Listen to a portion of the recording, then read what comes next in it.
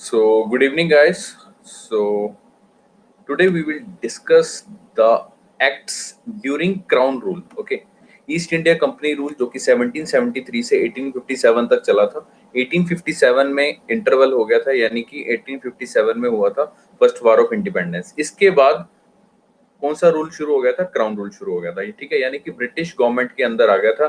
ठीक है, तो उसके दौरान जो भी एक्ट्स बने, जो भी कानून बने, उसके बारे में हम डिस्कस करेंगे। ओके, तो जैसे कि मैंने आपको बताया कि 1857 रिवोल्ट के बाद सबसे पहले हुई थी, क्वीन विक्टोरिया ने डिक्लेयर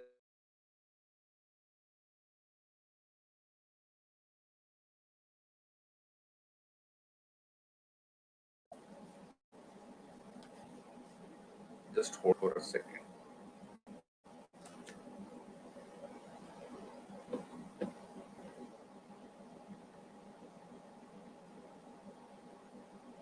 तो अभी सही है यार? तो क्वीन विक्टोरिया अभी तो नहीं आ रही है ना? हाँ, नेटवर्क इशू है। अभी सही है, अभी सही है, अभी सही है। थोड़ा एडजस्ट, कोई नहीं, जब कुछ ऐसा नेटवर्क इशू होगा मैं दोबारा से रिपीट करूंगा। ठीक है, कोई दिक्कत नहीं, थोड़ा सा एडजस्ट कर लेंगे। तो जैसा कि मैंने आपको बताया कि 1857 रिवोल्ट, जब अंग्रेजों ने एक एक को पकड़ पकड़ के मारा था, ठीक है, हिंदुस्तानियों को, तो उसके बाद उनको लगा कि अरे यार अब तो काम खराब हो गया। तो ब्रिटिश गवर्नमेंट को लगा कि अभी हम लोग टेक ओवर करते हैं। ठीक है, लेकिन टेक ओवर करने से पहले इनको आश्वासन देते हैं कि भाई तुम हमारे साथी हो, हम तुम्हारा ध्यान रखेंगे, तुम हमारे बच्चे की तरह हो। ठीक है, तो उस डिक्लेरेशन को, यानी प्रोक्लामेशन को बोला गया क्वीन विक्टोरिया प्रोक्लामेशन। ठीक है, घोषणा की गई, जिसको नवंबर डिक्लेरेशन भी बोलते हैं। नवंबर डिक्लेरेशन इसलिए बोलते हैं क्योंकि ये 1 नवंबर को हुई थी। ठीक है, 1 नवंबर 1858 को। इसके ऊपर क्वेश्चन आया हुआ है।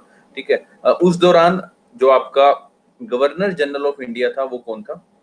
Lord Canning. ठीक है, इसके बाद अभी वाइसरॉय बन जाएगा। ठीक है, सबसे पहला क्या कहते हैं, viceroy of India Lord Canning बनेगा। ठीक है, और डिक्लेरेशन के दौरान भी गवर्नर जनरल ऑफ इंडिया ये था। लॉर्ड कैनिंग अभी आया ही था। ठीक है, जब 1857 रिवोल्ट हो रहा था उससे पहले, उस टाइम ये आया ही था अभी। ठीक है, 1856 के टाइम पे कौन था, कोई बताएगा मेरे को? है कोई होशियार बच्चा? 1857 जो रिवोल्ट हुआ था, यानी first first war of independence हुआ था, उस दौरान कौन था गवर्नर जनरल ऑफ इंडिया? याद है ना, बताया था, डलहौजी। वेरी गुड यार। गवर्नर ऑफ बंगाल था, गवर्नर ऑफ बंगाल से बना governor general of Bengal, governor general of Bengal से बना governor general of India.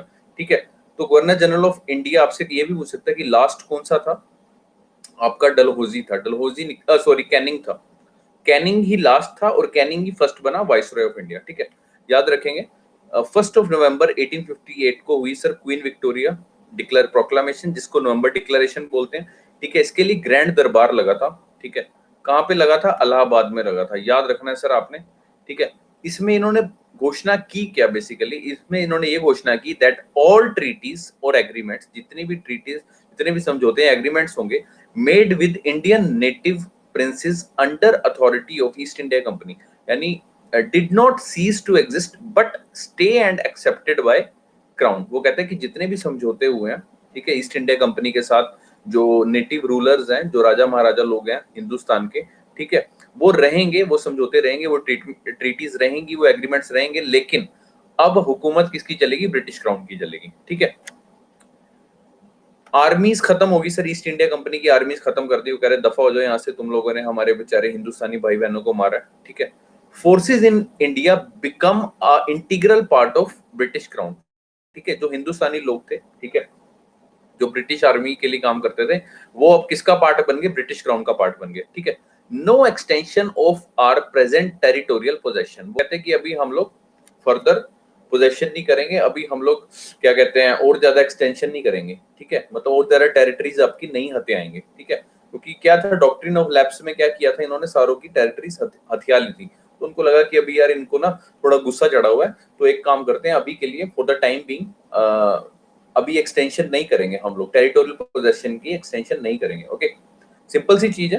Queen Victoria declaration 1 November 1858, also known as November declaration. Grand दरबार लगा था कहाँ पे? इलाहाबाद लगा था, याद रखना, इलाहाबाद में। ठीक है, जिसमें ऑल ट्रीटीज और एग्रीमेंट जो कि ईस्ट इंडिया कंपनी के साथ हुए हैं, अभी वो सारे किसके अंदर आ जाएंगे? ब्रिटिश क्राउन के अंदर आ जाएंगे। ईस्ट इंडिया कंपनी की आर्मी खत्म होगी सर, और जो भी फोर्सेस थी, ठीक है, भारतीय सेना थी, जो कि ब्रिटिश ईस्ट इंडिया कंपनी के अंदर काम कर रही थी, वो अब सारी किसके अंदर काम करेंगे? ब्रिटिश क्राउन के अंदर काम करेंगे, ठीक है। और फर्दर कोई भी टेरिटोरियल पोजेशन नहीं होगा। उसके बाद सबसे पहला एक्ट आया सर आपका 1858 act, government of India act 1858, ठीक है, जिसको जैसा कि मैंने आपको बताया कि इसको बोलते हैं act for good government of India. दिखाना है ना लोगों को कि भाई साहब अब हम अच्छी सरकार बनाएंगे, अब की बार अच्छी सरकार, ठीक है। तो ईस्ट इंडिया कंपनी की जो भी टेरिटरीज थी, गवर्नमेंट थी, टेरिटरीज थी, रिवेन्यूज था, सारा कुछ वो किसके पास चला गया? अभी ब्रिटिश क्राउन के पास चला गया। Okay, governor general of India से, जैसा कि मैंने आपको बताया कि नई पोस्ट बना दी अभी, वॉइस रॉय ऑफ इंडिया, और first voice Roy of India कौन बना? लॉर्ड कैनिंग बना सर, लॉर्ड कैनिंग। याद रखना है सर आपको। वॉइस कट हो रही है, वॉइस कट हो रही है यहाँ तो ओके यार सब, मेरे को लगता नहीं है वॉइस कट हो रही है। ऑल ओके ना? All okay. चलो anyways come to the topic. तो जैसे कि मैंने आपको बताया कि end of double government system, double government system जो बनाया गया था उसको खत्म कर दिया, यानी कोर्ट ऑफ डायरेक्टर और बोर्ड ऑफ कंट्रोल कब बने थे सर? जल्दी से बता दो, डबल गवर्नमेंट सिस्टम कब आया था, कौन से एक्ट में आया था? जल्दी से बताएंगे फटाफट। 1784, वेरी गुड यार, पिट्स इंडिया एक्ट 1784, ये याद रखने सर, मैं गारंटी दे रहा हूं सर, एक्ट्स के ऊपर क्वेश्चन आते ही आते हैं, 2 क्वेश्चन पक्का आएंगे, लिखवा लो मेरे से, ठीक है। खिड़कियां खोल के रखनी है दिमाग की, ठीक है। सेक्रेटरी ऑफ स्टेट की नई पोस्ट बनाएगी, सबसे पहला सेक्रेटरी ऑफ स्टेट कौन बना? एडवर्ड हेनरी स्टैनली, ठीक है। ये मेंबर था ब्रिटिश कैबिनेट का, ठीक है, याद रखना है। And he is responsible to the British parliament, ठीक है। जैसे कि हमारी इंडियन कैबिनेट के भी मेंबर्स किसको रिस्पॉन्सिबल होते हैं? इंडियन गवर्नमेंट को, पार्लियामेंट को होते हैं बेसिकली, ठीक है। It is assisted by the council of India which is the advisory body of 15 members, 15 member की एडवाइजरी बॉडी थी। अच्छा, ये सेक्रेटरी ऑफ स्टेट की पूछ लेगा कि पोस्ट अबॉलिश कब हुई?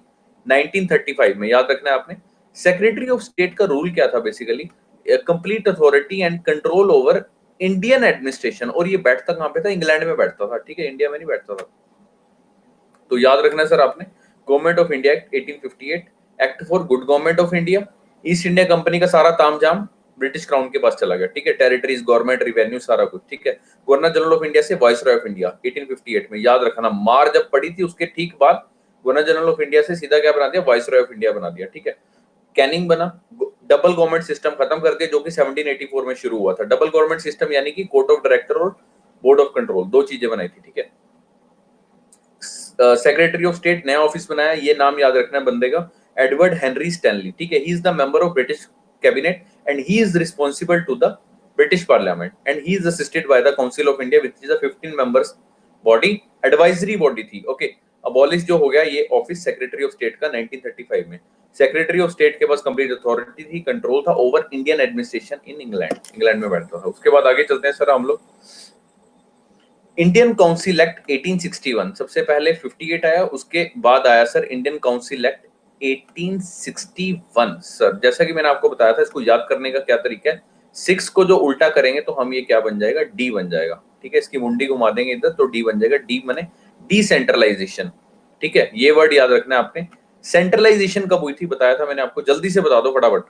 18, वेरी गुड यार, 1833, शाबाश शिवम। तो मेरे को लग रहा है ऐसे मतलब कीबोर्ड के ऊपर हाथ रख के बैठा है, तू पूछ तो सही, अभी साथ के साथ टाइप करूंगा मैं। वेरी गुड, इसी तरह चाहिए, दिमाग एकदम खोल के बैठे हो सभी बच्चे, अच्छी बात है। मजा आता है यार ऐसे, फिर ना पढ़ाने का मजा आता है कि बच्चों को सब समझ आ रहा है, ठीक है, अच्छी बात है। तो गाइज अपने हाथ कीबोर्ड के ऊपर और कान स्क्रीन पे, ठीक है। तो डिसेंट्रलाइजेशन हुई। डिसेंट्रलाइजेशन का मतलब क्या था? सेंट्रलाइजेशन का मतलब क्या था कि सारी पावर सेंटर के पास है। डिसेंट्रलाइजेशन का मतलब अब नीचे वाले जो बच्चे हैं, ठीक है, governor of Bombay, governor of Madras, उनको अभी पावर दे दिया, ठीक है, लेजिस्लेशन पावर दे दिया, ठीक है। जैसे कि लिखा हुआ है डिसेंट्रलाइजेशन मतलब restoring the legislative power. Legislative power यानी कानून बनाने की जो पावर थी वो दे दी गई किनको? गवर्नर ऑफ बॉम्बे और गवर्नर ऑफ मद्रास को। याद रखना है सर आपने। Establish the new legislative council, नई लेजिस्लेटिव काउंसिल बनी कहां पे सर? ये बनी सर बंगाल में 1862 में, नॉर्थ वेस्ट फ्रंटायर प्रोविंस में 1866 में, पंजाब में बनी 1897 में, ठीक है। वाइस रॉय ऑफ इंडिया के पास पावर थी to make rules and orders for the business in council, ठीक है, याद रखना है सर। जो भी बिजनेस वगैरह होना है, जो भी काम धंधा होना है, ठीक है, लेजिस्लेटिव काउंसिल में, तो वाइस रॉय ऑफ इंडिया के पास पावर थी, याद है ना ये। वाइसरॉय ऑफ इंडिया, नीचे इसका गवर्नर ऑफ बॉम्बे है, ओके, और इसके नीचे है गवर्नर ऑफ मद्रास, ओके, याद रखना है सर आपने। और वाइसरॉय ऑफ इंडिया के ऊपर कौन है बताओ?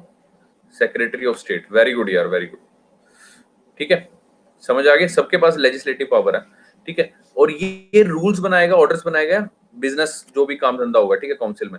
वाइसरॉय ऑफ इंडिया ने इंट्रोड्यूस किया पोर्टफोलियो सिस्टम। सर ये क्वेश्चन आया हुआ है कई बार कि पोर्टफोलियो सिस्टम कौन से एक्ट में इंट्रोड्यूस हुआ? 1861 में, ठीक है। इसको भी ऐसे भी याद रख सकते हो, 6 को अगर घुमा दें तो ऐसे पी बन जाएगा, P for portfolio system. Portfolio system मैंने आपको बता दिया था, अलग अलग पोर्टफोलियो, कोई टेक्सटाइल मिनिस्ट्री, कोई एचआरडी मिनिस्ट्री, कोई पेट्रोलियम मिनिस्ट्री, XYZ, ओके। सो पोर्टफोलियो सिस्टम मतलब कि डिफरेंट पोर्टफोलियो मेंबर्स का, जिनका अलग अलग पोर्टफोलियो है, they are authorised to issue final orders on the behalf of council, ठीक है।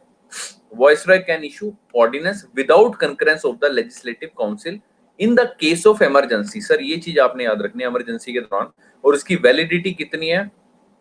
6 महीने की होगी ऑर्डिनेंस की वैलिडिटी, ठीक है, अध्यादेश जिसको बोलते हैं। Viceroy of India can, viceroy of India ने सॉरी नॉमिनेट किए थे 3 नए मेंबर जो कि नॉन ऑफिशियल थे, याद रखना, किसमें? लेजिस्लेटिव काउंसिल में। Raja of Banaras, Maharaja of Patiala, sir Dinkar Rao. Sir ये क्वेश्चन आया हुआ है, ध्यान रखना है आपने, ये तीनों नाम सबसे पहले लेजिस्लेटिव काउंसिल में 3 मेंबर। तभी इस एक्ट का नाम क्या है सर? इंडियन काउंसिल एक्ट, क्योंकि इंडियंस की एंट्री हुई थी किसमें? काउंसिल में हुई थी, याद रखना है सर, 1861 में सबसे पहली बार। तो दैट्स वाई इन्होंने नॉमिनेट किए हैं सर, याद रखना, इलेक्ट नहीं किए, ये वर्ड याद रखना, नॉमिनेशन हुई है, ठीक है। नॉमिनेशन मतलब कि जैसे इधर से यार ये राजा ऑफ बनारस मेरा खास है, इसको नॉमिनेट कर देता हूँ, हाँ बेटा तू आजा काउंसिल में बैठने के लिए। उसको पता कुछ नहीं है, क्या करना है, कानून क्या, कुछ भी नहीं पता, ठीक है। तो नॉमिनेट कर दिया sir 3 new member non official legislative council में, Raja of Banaras, Maharaja of Patiala, sir Dinkar Rao, ठीक है, ठीक है। इसको याद करने का वैसे एक तरीका है, ठीक है, बहुत घटिया सा तरीका है, ये मेरा तरीका है, मैंने ऐसे याद किया था कि बनारसी पान खा के पटियाला पैग लगा के सर सर करने लगे। ऐसा होता है ना, दारू पी के लोग इंग्लिश बोलने लग जाते हैं, सर सर सर, रिस्पेक्ट देनी शुरू हो जाते हैं ऐसे। तो इसको ऐसे याद रख लेना, बनारसी पान खा के पटियाला पैग लगा के सर सर करने लग गए, क्योंकि हम लोगों ने लेजिस्लेटिव काउंसिल में एंट्री ली है, ठीक है। आगे चलते हैं सर, इंडियन काउंसिल एक्ट 1861 हो गया। उसके बाद है सर हमारा इंडियन काउंसिल एक्ट 1892, ठीक है। इसमें जो वाइसरॉय की लेजिस्लेटिव काउंसिल थी, इसमें नॉन ऑफिशियल मेंबर इंक्रीज कर दिए, ठीक है, नॉमिनेशन हुई है। अभी तक जैसा कि मैंने आपको बताया कि लेजिस्लेटिव काउंसिल में ही चेंज हुआ है, एग्जीक्यूटिव काउंसिल में कोई चेंज नहीं हुआ, ठीक है, याद रखना। वाइसरॉय था ना, वाइसरॉय की लेजिस्लेटिव काउंसिल है और नीचे एग्जीक्यूटिव काउंसिल है, क्या मतलब 2 घर बना रखे हैं। तो एग्जीक्यूटिव काउंसिल में कितने मेंबर हैं? 4। वेरी गुड यार, इस बार हरसिमरन जीत गई पहले, वाह। और लेजिस्लेटिव काउंसिल में 6 जमा 6 जमा, इससे पहले कितने थे? 6 जमा 3, हाँ 9। वेरी गुड यार, वेरी गुड, शाबाश, ठीक है। अभी सारे फटाफट कर रहे हैं, चलो अच्छी बात है। तो लेजिस्लेटिव काउंसिल में 6 जमा 3, लेकिन अभी नॉन ऑफिशियल मेंबर और बढ़ा दिए गए, ठीक है, अभी और बढ़ा दिए गए। और एग्जीक्यूटिव काउंसिल में अभी तक कोई छेड़छाड़ नहीं हुई है 1892 तक, ठीक है। मेंबर्स के पास पावर है सिर्फ बजट डिस्कस कर सकते हो, ठीक है। एक सेकंड यार, मैं चार्जिंग पे लगा दूं laptop.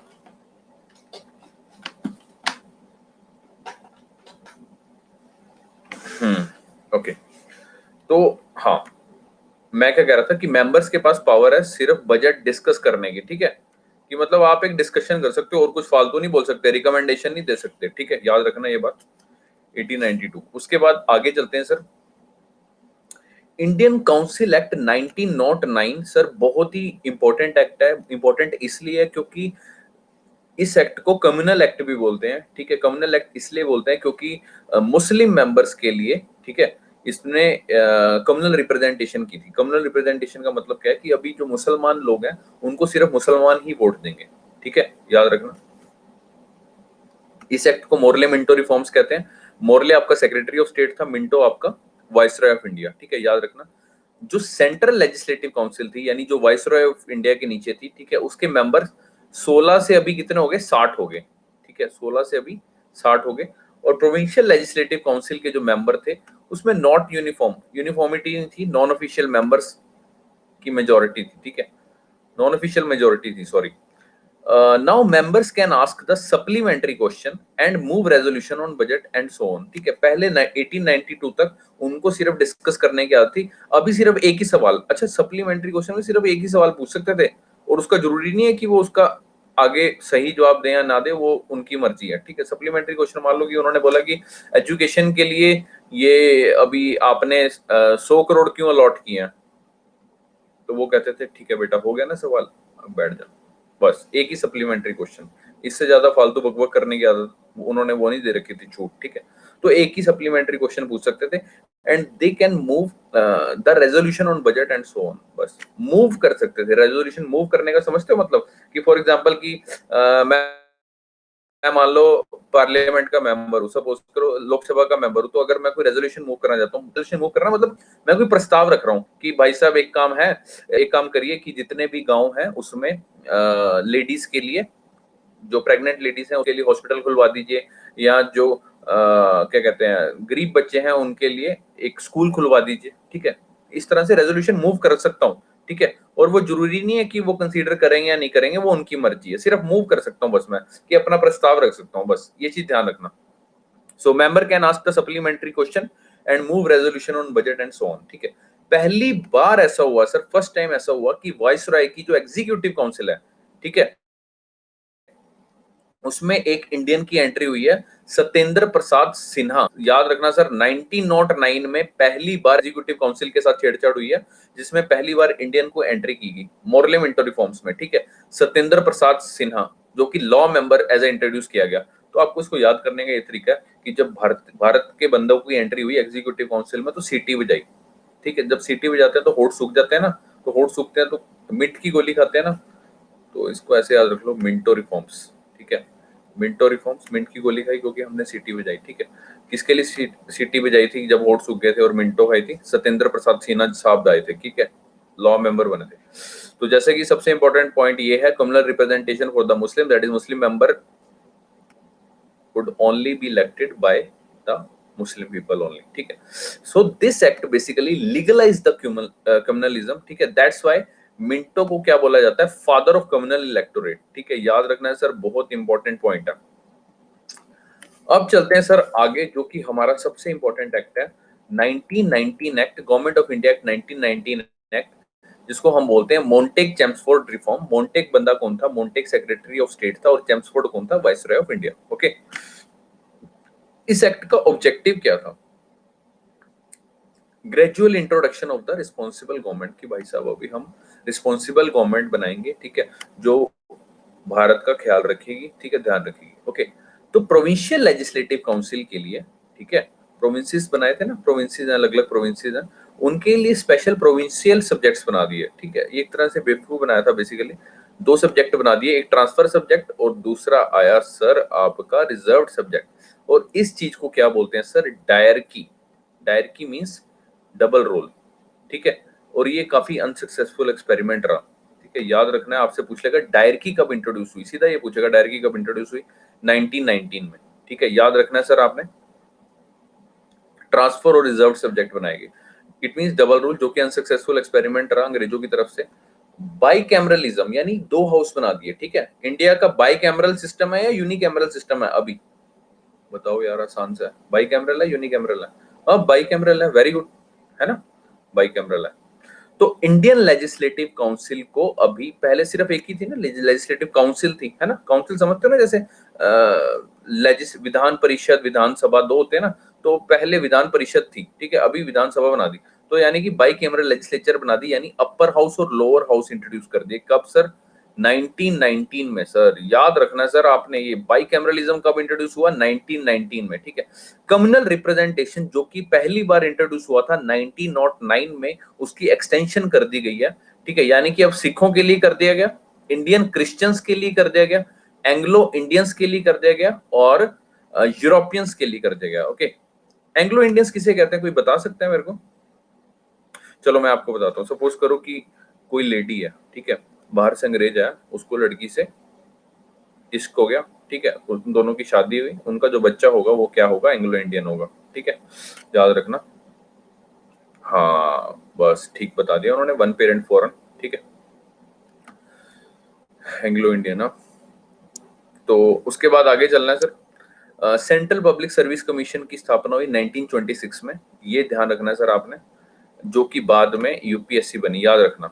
Central public service commission की स्थापना कब हुई, 1926 में, जो यूपीएससी आपको एग्जाम कंडक्ट करवाती है सिविल सर्विसेज का, ठीक है, for recruiting the civil servants. Okay, it separate the provincial budget from the central budget, भाई सेंटर का बजट अलग है, प्रोविंसेस का अलग है, ठीक है। It authorise the provincial legislature to enact their budget, की बेटा आप प्रोविंसेस को बोल दिया बेटा आप अपना बजट खुद से बनाओ, ठीक है। एक ऑफिस बना दिया गया लंदन में, किस नाम से, हाई कमिश्नर ऑफ इंडिया, याद रखना है sir, high commissioner of India, government of. इसमें काफी सारे पॉइंट्स हैं, ठीक है, जो उनसे इंपॉर्टेंट है, मैं मतलब कि जो याद करने वाले हैं, इसलिए मैंने उनको रेड कलर से हाईलाइट किया हुआ। And this act appoint the statutory commission which enquire and report on its working after 10 years, कि उन्होंने एक स्टैट्यूटरी कमीशन अपॉइंट की कि जो कि इस एक्ट की मतलब वर्किंग को ध्यान देगी, उसकी इंक्वायरी करेगी, रिपोर्ट देगी आज से 10 साल बाद। और वो कौन सी थी सर, बच्चे टाइप करने लग गए हैं, साइमन कमीशन, वेरी गुड यार, very good, very good. Okay, तो याद रखना है सभी ने।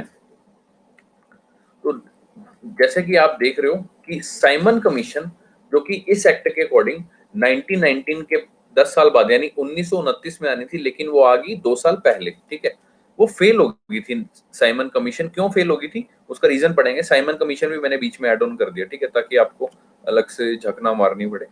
तो जैसे कि मैंने आपको बताया यार, ये मैं समझा दूंगा, ये तुम ये मत सोचना राइटिंग गंदी सी लिखी हुई है, बट इतनी भी गंदी नहीं है, आई थिंक समझ आ जाएगा, ठीक है। मैं अभी समझाता हूँ, उसके बाद बताना समझ आया कि नहीं लिखा हुआ। साइमन कमीशन जो कि it is suppose to set up in 1929, 1929 में बनने लगी थी, ठीक है, लेकिन 2 साल पहले आ गई, ठीक है। It has a main contribution in government of India act 1935। आपसे पूछ लेगा कि साइमन कमीशन का जो मेन कंट्रीब्यूशन है किस एक्ट में रहा है, 1935 एक्ट में, याद रखना सर, आपने क्वेश्चन आया हुआ है, ठीक है, तभी मैंने यहाँ पे अलग से लिखा हुआ है, क्योंकि इन्होंने कुछ रिकमेंडेशन दी थी, वो हम लोगों ने 1935 एक्ट में कंसीडर की थी। साइमन वैसे बंदा बढ़िया था, ठीक है। कब आई थी सर, नवंबर 1927 को आई थी। जॉन साइमन जो था इसका चेयरमैन था, ठीक है। इसका विरोध हुआ क्यों, बेसिकली इसमें 7 मेंबर्स थे, सातों के सातों अंग्रेज थे, ठीक है। इन्होंने कहा था अरे यार ये क्या बात हुई कि आप सारे के सारे मेंबर्स तो आपने अंग्रेज ले लिए, ठीक है, तो फिर there may be a possibility of biased, ठीक है, वो पक्षपात कर सकते हैं, वो कहेंगे यार अंग्रेजों की साइड ही लेंगे ना, वो हिंदुस्तानियों की साइड क्यों लेंगे। तभी करके इस कमीशन को क्या बोला जाता है, व्हाइट कमीशन। ओके, इसकी रिकमेंडेशन क्या थी और लिमिटेशन क्या थी, कि पहली बात तो इसमें कोई भी इंडियन नहीं लिया गया, ठीक है, इंडियन को क्रॉस किया हुआ, इसका मतलब इंडियन कोई भी नहीं लिया गया। दूसरा सर, यूनिवर्सल फ्रेंचाइजी नहीं थी। यूनिवर्सल फ्रेंचाइजी का मतलब क्या, कि कोई वोटिंग के आधार पर नहीं बनाई गई थी ये कमीशन, ठीक है। यूनिवर्सल फ्रेंचाइजी समझते हो, यूनिवर्सल फ्रेंचाइजी का मतलब क्या होता है, कि सभी को हक है वोट देने का, ठीक है, याद रखना। Position of governor general remain unaffected, ठीक है, गवर्नर जनरल की पोजीशन को छेड़छाड़ नहीं की इन्होंने। सेपरेट इलेक्शन की बल्कि एक्सटेंशन कर दी, ये इंपॉर्टेंट पॉइंट है, ये पूछा गया कि साइमन कमीशन जो सेपरेट इलेक्टोरेट थे, वो जो कम्युनल रिप्रेजेंटेशन वाला सीन था, जो कि मैंने आपको बताया था कि 1909 में शुरू हुआ था, 1919 में एक्सटेंशन होगी थी, ठीक है। तो साइमन कमीशन से पूछा गया कि भाई साहब आपका इस पे क्या कहना है, तो भाई साहब ने तो और ज्यादा एक्सटेंशन कर दी, ठीक है, और इसने मतलब रिकमेंडेशन दी थी कि और ज्यादा एक्सटेंशन की जाए। नो फाइनल डिवोल्यूशन प्रपोज, ठीक है, नो फाइनेंशियल डिवोल्यूशन प्रपोज, ठीक है, मतलब फाइनेंसिस का भी नहीं इसमें कुछ प्रस्ताव रखा गया कि जो भी प्रोविंसेस हैं उनके लिए अलग से उनको कितना पैसा देना है, इस तरह से फाइनेंसिस की डिवोल्यूशन नहीं थी। डिवोल्यूशन का मतलब ये होता है कि नीचे मतलब कि उनको बांटना, ठीक है, लेकिन डिवोल्यूशन हुई नहीं, क्योंकि सारा पैसा किसके पास तो रहता था, वाइसरॉय ऑफ इंडिया के पास, याद रखेंगे। So that's why it is boycotted by everyone, सभी ने बायकॉट किया इसका, सभी ने वो किया, बायकॉट किया, ठीक है। आपसे ही पूछ लेगा कि कौन कौन सी जो ऑर्गेनाइजेशन थी, जो कौन कौन सी पॉलिटिकल ऑर्गेनाइजेशन थी इसके फेवर में थी और कौन सी अगेंस्ट थी, ये क्वेश्चन आया हुआ है सर, याद रखेंगे। 1927 में इंडियन नेशनल कांग्रेस का मद्रास में सेशन हुआ था सर, याद रखना है, मद्रास में सेशन हुआ था, किसके अंडर हुआ था, मोहम्मद आमिद अंसारी के अंदर, ठीक है। एनुअल सेशन था सर, ये याद रखेंगे, चेयरमैन पूछते ही कुछ ना इंपॉर्टेंट सेशन है इनके, जो आपको चेयरमैन के नाम याद रखने, ठीक है, किसके अंडर हुए थे। तो एमए अंसारी के अंदर हुआ था, मद्रास में हुआ, ये याद ध्यान रखेंगे। रेजोल्यूशन में क्या पास किया गया, that boycott the commission at every stage and in every form, मतलब कमीशन को बाइकआउट किया जाए हर तरह से। Okay, all India Muslim league थी, ऑल इंडिया मुस्लिम लीग, ठीक है, जिन्ना के अंदर मतलब ये सेशन हुआ था, कहाँ पे हुआ था, कलकत्ता में हुआ था ये सेशन, ठीक है, इसने भी बाइकआउट किया था, ठीक है। इंडियन नेशनल कांग्रेस ने बाइकआउट किया था, ऑल इंडिया मुस्लिम लीग ने बाइकआउट किया था।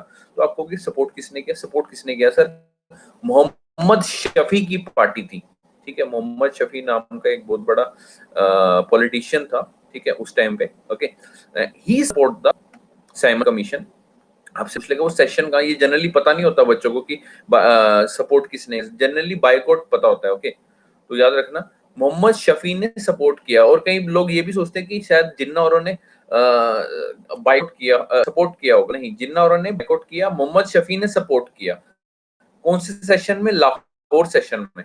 आपको ऐसे याद रखना है कि लाहौर कहाँ पे है, पाकिस्तान में, ठीक है। तो इस तरह से अपने दिमाग में रखना कि पाकिस्तान तो हमारे एंटी रहेगा, ठीक है। उसके बाद एक जस्टिस पार्टी थी सर मद्रास में, ठीक है, उसने भी सपोर्ट किया कमीशन को। तो याद रखना मोहम्मद शफी ने सपोर्ट किया था और जस्टिस पार्टी जो कि मद्रास में थी उसने सपोर्ट किया था कमीशन को, ठीक है। इसकी रिकमेंडेशन क्या थी सर, इसकी रिकमेंडेशन क्या थी, एक तो डायरकी को इसने अबॉलिश करने के लिए बोला, and establish the federation of British India and princely states.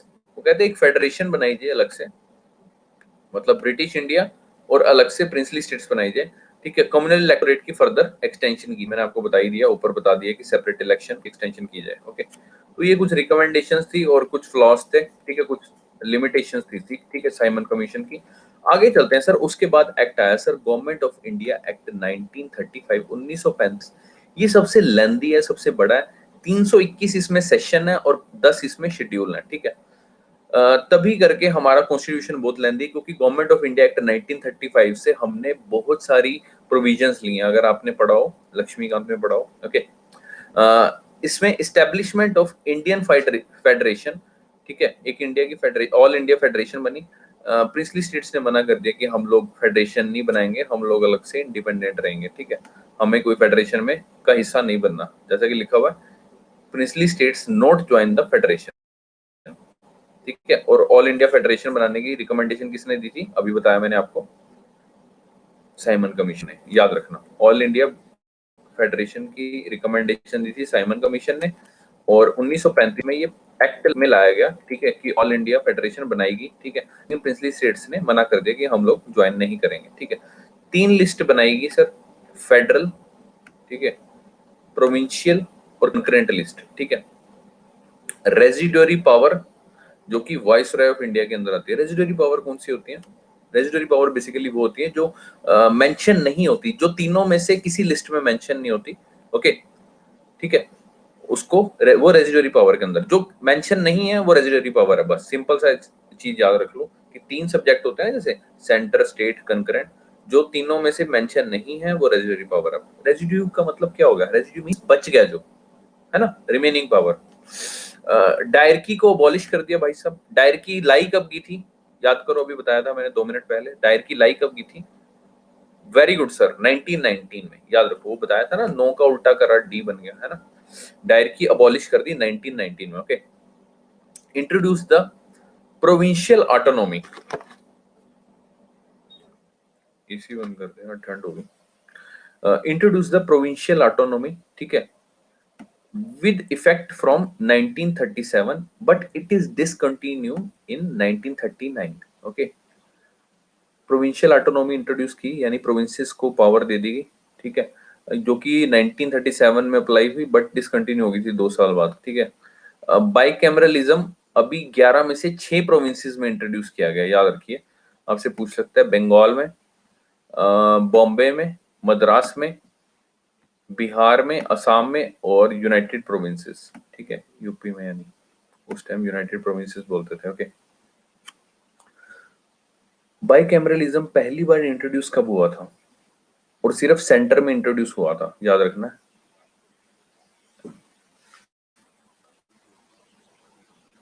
Very good, ठीक है, 1909 में हुआ था ना, 1919 में हुआ था यार, मैं बोलने लग रहा था 1919 में हुआ बाइक रिलीजम। ओके, याद रखो सर 1919।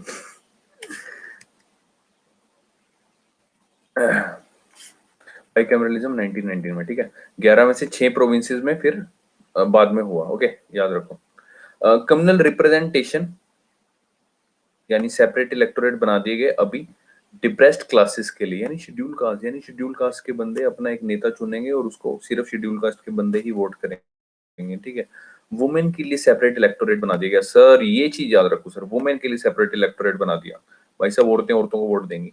लेबर के लिए सेपरेट इलेक्टोरेट बना दिया। तो कम्युनल रिप्रेजेंटेशन की शुरुआत हुई थी 1909 में, मुसलमानों के लिए सिर्फ। 1919 में हुई सिखों के लिए, इंडियन क्रिश्चियन के लिए, एंग्लो इंडियन के लिए और यूरोपियंस के लिए, यूरोपियन इंडियन के लिए, ठीक है। और गवर्नमेंट ऑफ इंडिया एक्ट 1935 में किनके लिए हो गया सेपरेट इलेक्टोरेट? डिप्रेस्ड क्लासेस यानी शेड्यूल कास्ट, वुमेन और लेबर। वुमेन याद रखना, जनरली बच्चे सोचेंगे कि वुमेन के लिए कहां से किया होगा सेपरेट इलेक्टोरेट, ठीक है। डब्ल्यू फॉर वुमेन, ठीक है। काउंसिल ऑफ इंडिया अबॉलिश कर दी भाई साहब। सेक्रेटरी ऑफ, याद है सेक्रेटरी ऑफ स्टेट के नीचे एक काउंसिल ऑफ इंडिया की बॉडी थी, 15 मेंबर की बॉडी थी, एडवाइजरी बॉडी थी, है ना। तो कौन था सेक्रेटरी ऑफ स्टेट? सबसे पहला सेक्रेटरी ऑफ स्टेट कौन था, याद है? बताइए जल्दी से, अभी बताया था। Stanley, very good, Edward Stanley. Okay, तो secretary of state provide with team of adviser, अलग से एक टीम ऑफ एडवाइजर बनाया गया, ठीक है। काउंसिल ऑफ इंडिया अबॉलिश कर दी। फेडरल पब्लिक सर्विस कमीशन बनाएगी, प्रोविंशियल पब्लिक सर्विस कमीशन बनाएगी, ज्वाइंट पब्लिक सर्विस कमीशन बनाएगी, ठीक है, याद रखना। फेडरल कोर्ट बनाया गया सबसे पहले, जो कि सेटअप हुआ 1937 में, याद रखना सर, फेडरल कोर्ट बनाया गया, ठीक है। नेहरू ने गवर्नमेंट ऑफ इंडिया एक्ट 1935 को क्या बोला है sir? New charter of bondage. ये क्वेश्चन आया हुआ था प्रीलिम्स में कि नेहरू ने किस एक्ट को बोला है sir new charter of bondage? The answer is government of India act 1935। दोबारा से सुन लेते हैं फटाफट।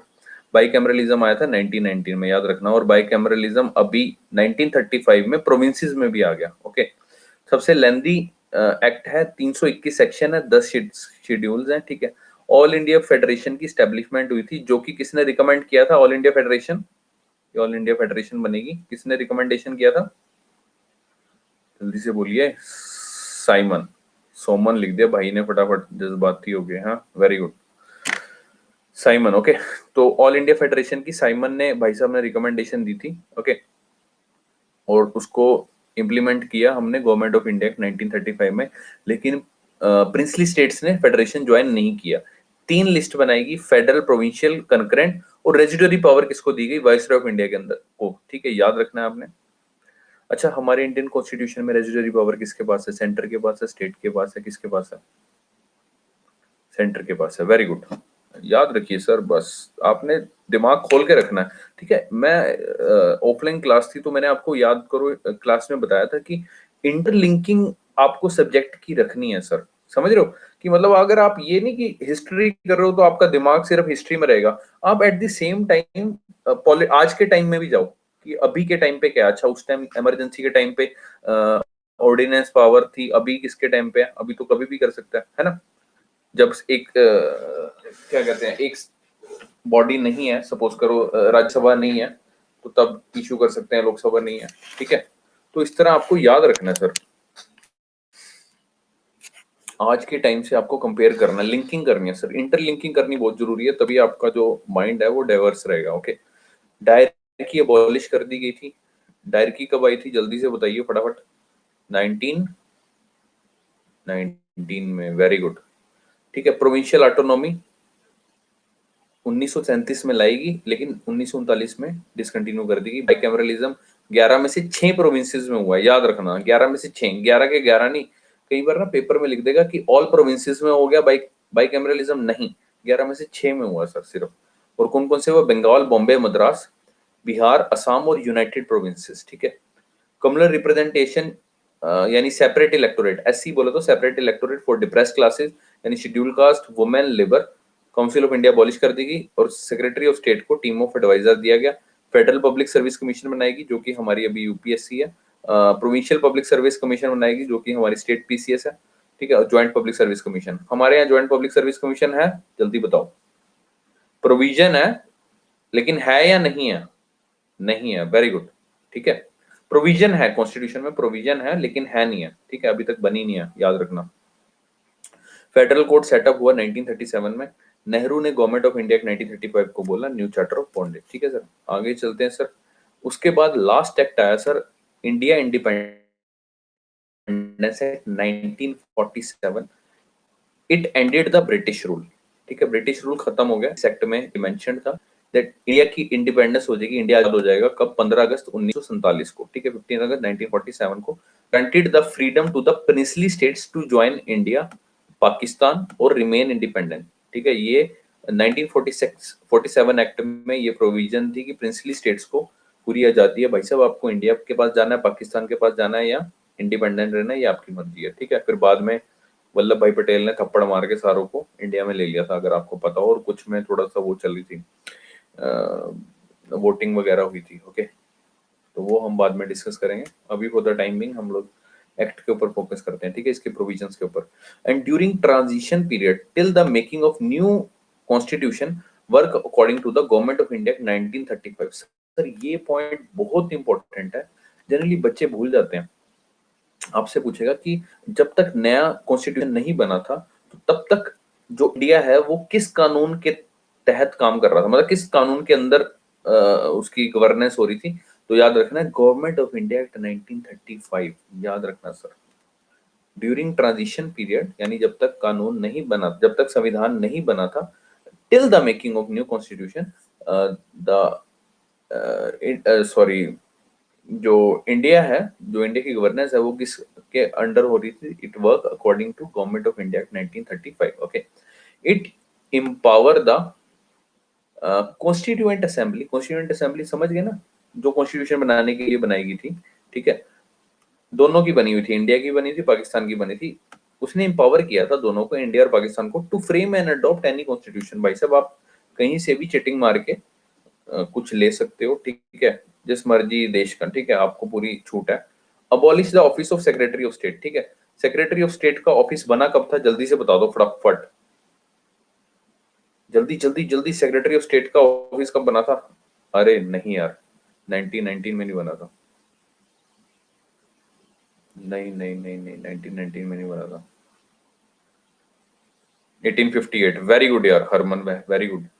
मैं भी गलत हो सकता हूँ, मेरे को लग रहा है 1858 था, एक मिनट देख लेते हैं। 1858 है यार, 19, अब इतने बच्चों ने 1990 दिया ना, कई बार अपने ऊपर ही डाउट हो जाता है कि मैं, हाँ 1858 है यार, ठीक है। Secretary of state 1858। मैंने बताया ना कि जैसे ही थप्पड़ उप्पड़ मारे इन्होंने, उसके बाद ही एकदम से ऑफिस बना सेक्रेटरी ऑफ स्टेट का, ओके। तो याद रखना सर आपने।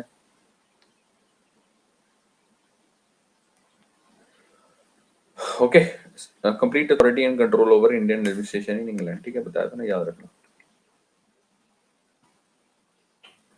कहाँ पहुंच गए थे हम लोग? हाँ, ठीक है, तो वो अबॉलिश हो गया अभी 1947 में, ठीक है। जल्दी से पहले उसे कहा थप्पड़ मार के चल बेटा घर बैठ, ठीक है। Deprive the British monarch right to veto bills, ठीक है। This right is reserved for governor general, ठीक है।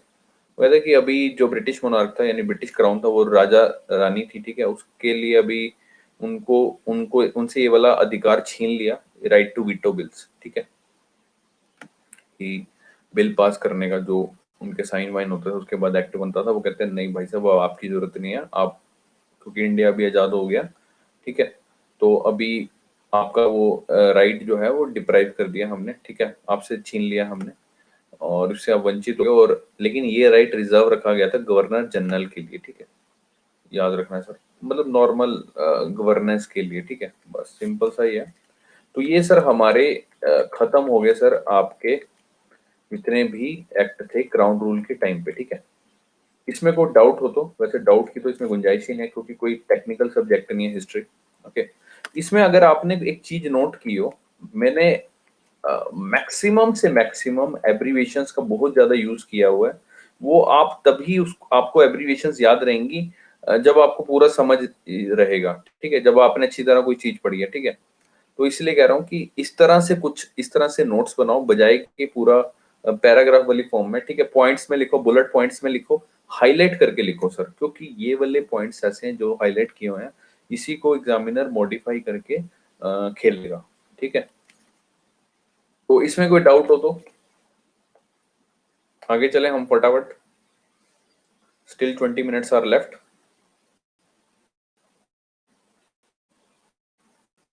क्लियर है सर? ओके सर, आगे चलते हैं हम लोग। डिनर विनर हो गया लोगों का?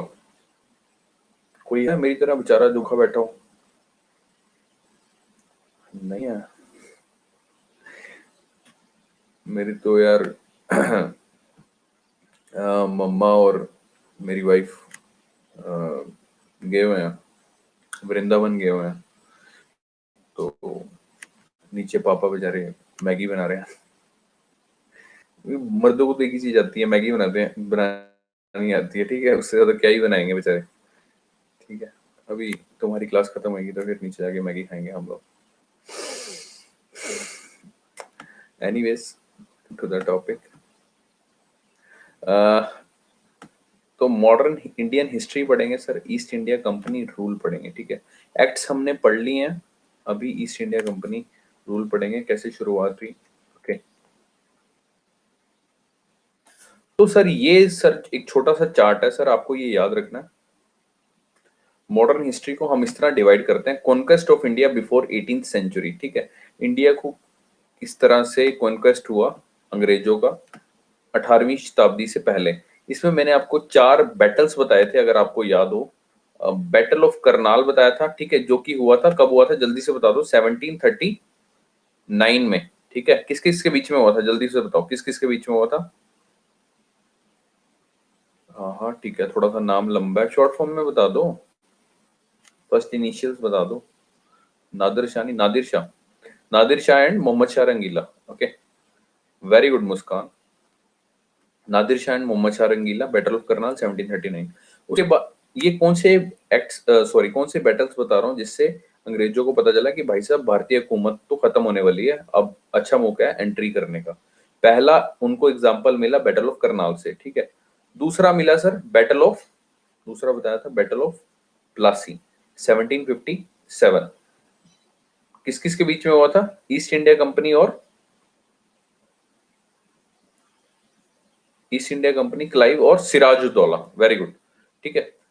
बैटल ऑफ प्लासी हुआ था, और तीसरा कौन सा हुआ था sir? Battle of third third कौन सा हुआ था, third important battle? Battle of Panipat, Panipat, third Panipat हुआ था 1761, ठीक है।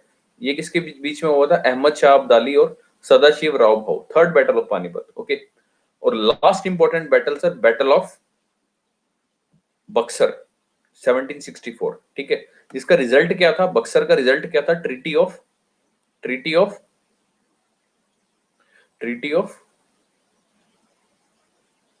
अलाहाबाद, वेरी गुड यार कोमल, वेरी गुड, ठीक है। Treaty of Allahabad 1765। इसमें 2 इंपॉर्टेंट चीजें चली गई थी अंग्रेजों के पास, कौन कौन सी? एक तो नहीं, उसका जो मुगलिया नाम है वो क्या है? दीवानी राइट, वेरी गुड, ठीक है। और दूसरा दीवानी, और निजामुद्दौला से क्या लिया था? निजामुद्दौला से क्या लिया था उन्होंने? निजामत, निजामत भूल गए? Diwani and Nizamat, very good Muskan, okay, right to administration, ठीक है। तो ये कहानी थी sir conquest of India before 18th century, जो हम लोगों ने बैटल्स पढ़े हैं, इंपॉर्टेंट बैटल्स। उसके बाद हमने पढ़ा sir East India Company rule, जो कि अभी हम शुरू करेंगे। तो हम लोगों ने ईस्ट इंडिया कंपनी रूल और क्राउन रूल के दौरान जो भी कानून बने वो हम लोगों ने पढ़ लिए हैं, ठीक है, प्रीलिम्स पॉइंट ऑफ व्यू से। अभी हम ईस्ट इंडिया कंपनी रूल पढ़ेंगे फ्रॉम 1773 टू 1857, ओके। तो जैसा कि आपको पता है, इस दौरान गवर्नर जनरल ऑफ बंगाल बना और गवर्नर जनरल ऑफ इंडिया बने, ठीक है। और जैसे ही 1857 में इनको मार पड़ी हिंदुस्तानियों को, ठीक है, ये इंटरवल है बीच में, याद रखना, 1857 एक इंटरवल है। इसके बाद आया आपका क्राउन रूल 1858 से 1947, ठीक है, जिसमें क्राउन रूल आते ही बन गया था वाइसरॉय ऑफ इंडिया, ठीक है। तो सबसे पहला स्टेप है गवर्नर जनरल ऑफ बंगाल, जो कि 1773 से 1833 तक बने, ठीक है। और 1833 में, क्योंकि क्या हो गई थी 1833 में, सेंट्रलाइजेशन, इसलिए क्या बन गया, उसका नाम चेंज करके क्या बन गया, गवर्नर जनरल ऑफ इंडिया बन गया। याद रखना, इस तरह याद रखना होता है, ठीक है। रट्टे मारो लेकिन कंसेप्ट दिमाग में रख के मारो, ओके। 1833 में सेंट्रलाइजेशन हुई और गवर्नर जनरल ऑफ इंडिया आ गया, और ये चला 1833 से 1857 तक, ठीक है। अभी बच्चों को कई बार ना इस तरह से क्वेश्चन पूछ लेता है कि arrange the following governor general of Bengal into chronological order, ठीक है। तो याद करने का तरीका अपना अपना है, आप अपना भी कर सकते हो, मैं आपको अपना बता देता हूँ, अगर आपको अच्छा लगे तो you can adopt this method. पहला है लॉर्ड बैरन हेस्टिंग, दूसरा है कॉर्नवालिस, तीसरा है जॉन शोर, चौथा है वेलेस्ली, पांचवा है मिंटो, और लास्ट है हेस्टिंग। ये वाला हेस्टिंग अलग है, ये वाला हेस्टिंग अलग है, ओके। वो बैरन हेस्टिंग है, वो सुक्का हेस्टिंग है, ओके। याद करने का तरीका बताता हूँ। हेस्ट का मतलब क्या होता है हिंदी में? हेस्ट का मतलब क्या होता है हिंदी में? बिना गूगल के फटाफट बताओ। हेस्ट का मतलब क्या होता है? Speed, very good. जल्दी, मतलब जल्दी में कुछ करना, उसको हेस्ट बोलते हैं, ओके। याद रखना। हम लोग मूवी देखने जा रहे थे, इसको याद करने का तरीका बता रहा हूँ मैं नहीं देखने जा रहा, इसको याद करने का तरीका बता रहा हूँ। जल्दी में हम लोग मूवी देखने जा रहे थे, हेस्ट माने जल्दी, ठीक है। जल्दी में जा रहे थे मूवी देखने के लिए। मूवी देखने से पहले हम लोगों ने क्या लिए? पॉपकॉर्न लिए, ठीक है, पॉपकॉर्न लिए। मूवी किसकी लगी हुई थी? जॉन की लगी हुई थी sir, John Abraham, my favourite hero, my role model. तो जॉन की मूवी लगी हुई थी सर। विसल बजानी जरूरी है, वेलेस्ली, विसल बजानी जरूरी है भाई साहब। जॉन के 8 पैक एब्स हैं, विसल तो बनती है। तो जब मैंने विसल बजाई तो वो अभी पीछे बताया था मैंने, होंठ सूख जाते हैं, और होंठ सूखने से मिंट खाई ताकि होंठ ना सूखे। और उसके बाद जब होंठ सूखने के बाद, उसके बाद फिर जब मूवी खत्म होगी तो मैं जल्दी में दोबारा से चला गया, क्योंकि मेरी कमर दर्द हो रही थी। कमर बेंड करके ना, ऐसे मूवी देख के बेंड करके मेरी कमर दर्द होने लगी। उसके बाद मैंने कॉफी पी, कहाँ पे? डलहौजी में मैंने कॉफी पी। और डलहौजी में ठंडा मौसम था, तो मैंने कहा कि यार एक क्या ले लेता हूँ मैं, कैन ले लेता हूँ, बियर का कैन ले लेता हूँ, ठीक है। ध्यान से दोबारा से सुनेंगे। जल्दी हुई मेरे को, क्योंकि मैंने मूवी देखने जाना था। मूवी देखने से पहले हम क्या लेते हैं? पॉपकॉर्न लेते हैं। हेस्ट माने जल्दी हुई, जल्दी हुई, जल्दी, क्योंकि मूवी देखने जाना था, उससे पहले हमने क्या लिया? अंदर घुसने से पहले क्या लिए? पॉपकॉर्न लिए, कॉर्नवालिस, क्योंकि मूवी किसकी लगी थी? जॉन की लगी थी। जॉन की मूवी के बाद हमने, जॉन की मूवी देख रहे थे तो हमने क्या बजाई? विसल बजाई। विसल बजाने से, सीटी बजाने से हमारे होंठ सूख गए। होंठ सूख गए तो हमने खाई मिंट की गोली, ठीक है। मिंट की गोली खाई, उसके बाद जल्दी जल्दी हम निकले, क्योंकि हमारी बैंड होके कमर दर्द होने लगी थी, ठीक है, बेंटिक, ठीक है। उसके बाद हमने कॉफी पी और डलहौजी में हमने बियर का कैन लिया। That's it. आया सर समझ? रट देगा? तुम्हारा कोई अपना तरीका हो तो कर लेना, मेरा तो ऐसे ही है तरीका, ठीक है। अपना अपना तरीका है यार, ठीक है, कोई इसमें वो नहीं है। तुम लोग, अब तुम्हारा कोई याद हो तुम्हारा अपना, वो कर लेना, बट मेरा ये तरीका है, ठीक है।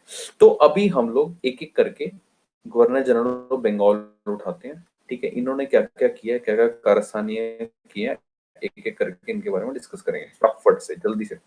सबसे पहले गवर्नर जनरल ऑफ बंगाल जो बना, लॉर्ड बैरन हेस्टिंग, ठीक है। तो लॉर्ड बैरन हेस्टिंग कौन से एक्ट में बना था? याद करो, मैंने आपको बताया था। गवर्नर ऑफ बंगाल से सबसे पहले गवर्नर जनरल ऑफ बंगाल कौन से एक्ट में बना था? 1773, very good. Regulating act 1773, okay. जैसा कि लिखा हुआ है, गवर्नर जनरल ऑफ बंगाल, जो कि पहला बना, लॉर्ड बैरन हेस्टिंग, LWH। इसके टेन्योर में क्या क्या आया? रेगुलेटिंग एक्ट 1773, याद रखेंगे। जैसे कि लिखा हुआ है, गवर्नर ऑफ बंगाल से क्या बन गया? Governor general of Bengal, Lord Warren Hasting, ठीक है। इसी के टेन्योर में क्या हुआ? फर्स्ट एंग्लो मराठा वार, ठीक है, अंग्रेजों का और मराठा का वार हुआ, जिसका रिजल्ट क्या था? Treaty of Surat. Treaty of Surat रही थी।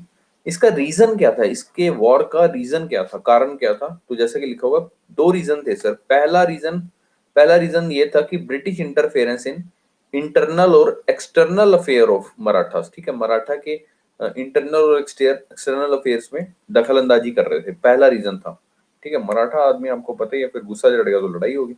और दूसरा क्या था? Struggle of power between Madhav Rao and Raghunath Rao, ठीक है। माधव राव और रघुनाथ राव के बीच में पावर का, कि कौन मराठा का पेशवा बनेगा, ठीक है, उसके, उनकी आपस में लड़ाई हो रही थी। वही है ना कि अगर घर के लोग आपस में लड़ेंगे तो बाहर के लोग फायदा उठा लेते हैं, ठीक है। और जो रघुनाथ राव था उसको सपोर्ट किया था ब्रिटिशर्स ने, जैसा कि लिखा हुआ supported by Britishers. First Anglo Maratha war Lord Warren Hasting के टाइम पे हुआ, याद रखना। ये दिमाग में ना छपा लेना, ये पूरी पिक्चर छपा लो, ठीक है, ताकि याद रहे। लॉर्ड वेरन हेस्टिंग के टाइम पे regulating act 1773 governor of Bengal से गवर्नर जनरल ऑफ बंगाल बना सबसे पहला Lord Warren Hasting. First Anglo Maratha war हुई जिसका रिजल्ट क्या था, ट्रीटी ऑफ सूरत। वो क्या था वो बाद में डिस्कस करेंगे। रीजन ऑफ वॉर क्या था,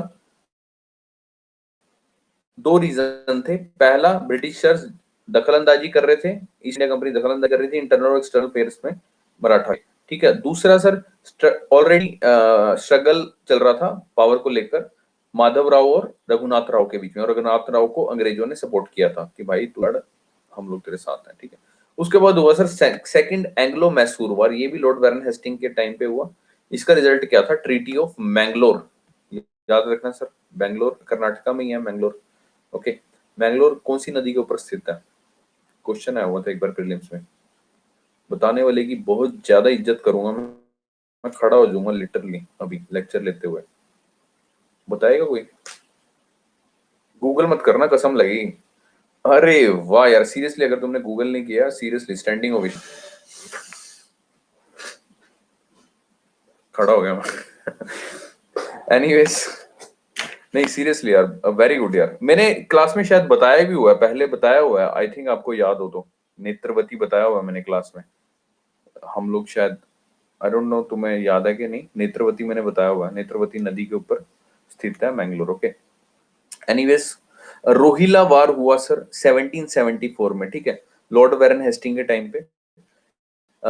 एशियाटिक सोसाइटी ऑफ बंगाल की स्थापना हुई 1784 में, याद रखना सर, कई बार पूछ चुका है। एशियाटिक सोसाइटी ऑफ बंगाल की स्थापना हुई लॉर्ड वेरन हेस्टिंग के टाइम पे, और इसका जो मेन था वो कौन था, सर विलियम जोन्स। ये स्थापना किसने की थी, सॉरी, सर विलियम जोन्स ने, ठीक है, आपसे पूछ लेगा एशियाटिक सोसाइटी ऑफ बंगाल की स्थापना किसने की थी, सर विलियम जोन्स की। आया हुआ है क्वेश्चन 1820। इसमें हुआ क्या, एशियाटिक सोसाइटी ऑफ बंगाल में बताया गया क्या हुआ, 1829 में Indian member elected Dwarkanath Tagore, ठीक है, एशियाटिक सोसाइटी ऑफ बंगाल में द्वारकानाथ टैगोर को इलेक्ट किया गया।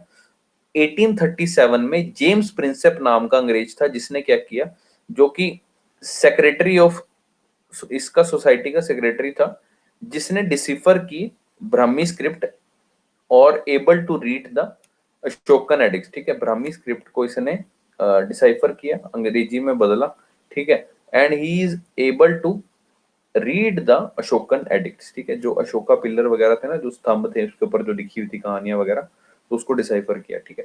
उसके बाद क्या, फर्स्ट संस्कृत बुक आपसे पूछ लेगा कि पहली संस्कृत की कौन सी किताब थी जिसको इंग्लिश में कन्वर्ट किया गया, द आंसर इज रामायण, याद रखना सर, वेरी इंपॉर्टेंट क्वेश्चन, कई बार आया हुआ। बोर्ड ऑफ रिवेन्यू की सेटअप हुई कहां पे, कलकत्ता में, ठीक है। बोर्ड ऑफ रिवेन्यू समझते हो ना, वो टैक्स वैक्स कलेक्शन करने के लिए एक बोर्ड बनाया गया बकायदा, ठीक है, कलकत्ता में। कैपिटल ऑफ बंगाल कलकत्ता घोषित कर देगी 1772 में, sir very very important question, ठीक है। तो याद रखना कि भारत की पहले कैपिटल थी कलकत्ता, आपसे पूछ ले कब बनी थी, 1772 में बनी थी, पहली बार कलकत्ता में बनी थी। और उसके बाद दिल्ली कब बनी, कलकत्ता से दिल्ली कब बनी, जल्दी से बताओ, 1900, नहीं नहीं, 1991 कहां से आ गया, 1991 कहां से आ गया यार, 1911 यार, very good Harman, very good, 1911, okay, याद रखना। Establishment of civil and criminal courts in Calcutta, sir ये याद रखो पॉइंट, उस टाइम सिविल कोर्ट्स को क्या बोलते थे, सदरे दीवानी अदालत, याद रखना, सदरे दीवानी अदालत, और क्रिमिनल कोर्ट्स को बोलते थे Sadre Nizamat, okay. Establishment of civil and criminal courts in Calcutta, Sadre Diwani Adalat, Sadre निजामत अदालत। दस्तक, तो दस्तक आपसे पूछ लेता कई बार कि दस्तक का मीनिंग क्या है, दस्तक जो कि एक ट्रेडिंग राइट है, ठीक है, ट्रेड करने का एक राइट है, पास है बेसिकली कि आप ट्रेडिंग कर सकते हो, ठीक है, जो कि अबॉलिश कर दिया गया था क्योंकि ये मिसयूज कर रहे थे ईस्ट इंडिया कंपनी के ऑफिशियल, ओके। याद है ना, मैंने रेगुलेटिंग एक्ट में बताया था कि अब से ब्राइब्स वगैरह नहीं लेंगे ईस्ट इंडिया कंपनी के बंदे, ठीक है, लास्ट पॉइंट उसका ये था, ठीक है। तो दस्तक को अबॉलिश कर दिया गया था लॉर्ड वेरन हेस्टिंग के टाइम पे, okay. Impose the tariff of 2.5% on the Indian and foreign goods, मतलब कि इंडियन और फॉरेन गुड्स के ऊपर 2.5% टैक्स लगा दे, टैरिफ लगा देगा, ठीक है। प्राइवेट ट्रेडिंग रिस्ट्रिक्टेड कर दी, क्योंकि यार ईस्ट इंडिया कंपनी से लोग खार खाने लगे थे, तभी तो रेगुलेटिंग एक्ट आया था। ओके, और पिट्स इंडिया एक्ट भी इसके अंदर ही आया, लॉर्ड वारन हेस्टिंग के अंदर। ठीक है सर, ये समझ आ रहा है आपको? ये लिखा हुआ छोटा छोटा समझ आ रहा है? मतलब इजीली रीड कर पा रहे हो? कोई दिक्कत तो नहीं है? क्योंकि यार अगर मैं दोबारा से टाइप करूंगा ना तो बहुत टाइम लग जाएगा मेरे को, और मेरे लिए थोड़ा सा मुश्किल हो जाएगा। I hope you can understand. और इन केस अगर कोई चीज नहीं समझ आती है तो आप एक पेपर और पेन ले लें। कोई आपको लगता है वर्ड नहीं समझ आ रहा, कोई एब्रीविएशन नहीं समझ आ रही, तो आप साइड में जॉट डाउन कर लें। Okay, that would be easy for you जब आप पढ़ेंगे इसको। आगे चलते हैं सर हम लोग। लॉर्ड वारन हेस्टिंग हो गया सर, रट लेना है आपने सर, रट। लॉर्ड वारन हेस्टिंग, हेस्टिंग जल्दी थी, जल्दी हुई क्यों? क्योंकि हम मूवी देखने जा रहे थे, तो मूवी देखने से पहले हमने क्या लिए? कौन है ये लॉर्ड? कौन है ये? Popcorn, very good, Cornwallis. ठीक है, तो जिसको हम क्या बोलते हैं? Father of modern civil services in India. ठीक है, ये क्वेश्चन आया हुआ है, वैसे बच्चों वाला क्वेश्चन है, अभी कम आता है ये वाला क्वेश्चन, फिर भी आपने याद रखना कॉर्नवालिस को क्या बोलते हैं? Father of modern civil services in India. इसके टाइम पे सर आया परमानेंट सेटलमेंट और जमींदारी सिस्टम जिसको बोलते थे। ठीक है, जो कि किसके बीच में हुआ? Between east India company and जमींदार, ईस्ट इंडिया कंपनी और जमींदार के बीच में हुआ परमानेंट सेटलमेंट और जमींदारी। ये था क्या बेसिकली? इसमें जो लैंड रिवेन्यू था ना, अभी मैं ना थोड़ी आगे की स्लाइड में, मतलब काफी आगे, ये पूरा बकायदा बताया हुआ कि परमानेंट सेटलमेंट, जमींदारी सिस्टम, और ये आपका कौन कौन से थे, रियोतवाड़ी, महलवाड़ी, इन तीनों का डिफरेंस बताया हुआ बहुत जबरदस्त तरीके से, जिंदगी में कभी नहीं भूलोगे। ठीक है, ये बेसिकली था क्या? लैंड रिवेन्यू फिक्स कर दिया गया था, यानी कि 10/11 जो टैक्स था वो ईस्ट इंडिया कंपनी की तरफ पास जाएगा, और 1/10 जो टैक्स है वो जाएगा जमींदार के पास। ओके, यानी 10वें का एक हिस्सा जाएगा जमींदार के पास, और 11वें का 10वां हिस्सा जाएगा ईस्ट इंडिया कंपनी। देख रहे हो ईस्ट इंडिया कंपनी कितनी चालाक थी, खुद तो 10 हिस्से ले रही है 11 में से, और इसको बेचारे को 10 में से एक दे रही है, जमींदार को। ठीक है, याद रखना है परमानेंट सेटलमेंट इसका नाम इसलिए रखा गया क्योंकि इसमें लैंड रिवेन्यू जो था वो फिक्स हो गया था, फिक्स परमानेंट हो गया था भाई साहब, ये कि यही फिक्स है। ये 10/11 ईस्ट इंडिया कंपनी, 1/10 जमींदार के पास। ठीक है, आपसे पूछ लेगा ये परमानेंट सेटलमेंट और जमींदारी सिस्टम कहाँ पे था? Bengal, Bihar and Orissa, BBO, Bengal, Bihar and Orissa. और बाद में ये किसी किसी बच्चों को पता होता है, बंगाल, बिहार, उड़ीसा सभी को पता होता है, but you have to remember these two town also, that is northern Madras and Varanasi. बाद में ये नॉर्दर्न मद्रास और वाराणसी में भी लागू कर दिया। कौन सा? परमानेंट सेटलमेंट, जमींदारी सिस्टम। फिक्स था sir land revenue. 10/11 east India company, 1/10 जमींदार। इसमें जमींदार जो था ना, ठीक है, जमींदार एक पत्ता देता था, इस तरह कागज सा, उसमें ऐसे पत्ता सा होता था, उसके ऊपर एक लिखा होता था, उसमें क्या लिखा होता था बेसिकली? उसका एरिया लिखा होता था, उस किसान का एरिया लिखा होता कि सपोज तेरे पास 100 किले हैं, 2 किले हैं, 10 किले हैं, 5 किले हैं। ठीक है, प्लस उसका रेंट लिखा हुआ था। ये कहीं पर क्वेश्चन आया हुआ है कि पत्ते में क्या लिखा होता था? पत्ते में क्या लिखा होता था? एरिया ऑफ लैंड और रेंट लिखा होता था। याद रखना सर। सुप्रीम कोर्ट की स्टेब्लिशमेंट हुई थी सर 1774 में, ये याद रखना। Establishment of fort William, sorry, fort William में वो सुप्रीम कोर्ट बनाया गया। ठीक है, कलकत्ता में। फोर्ट विलियम कहाँ था? कलकत्ता में। और पहला चीफ जस्टिस ऑफ इंडिया मैं ऑलरेडी बता चुका हूँ, एलिजा इम्पे।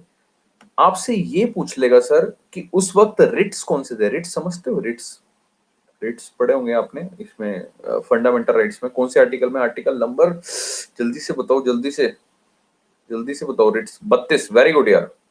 कितने रिट्स हैं? कितने रिट्स हैं? कितने रिट्स हैं? 5। Very good. ठीक है, तो ठीक है, तो यहाँ लेकिन कितने रिट्स हैं? सिर्फ 2 हैं। ठीक है, एक सर्शरी, एक मंडामस।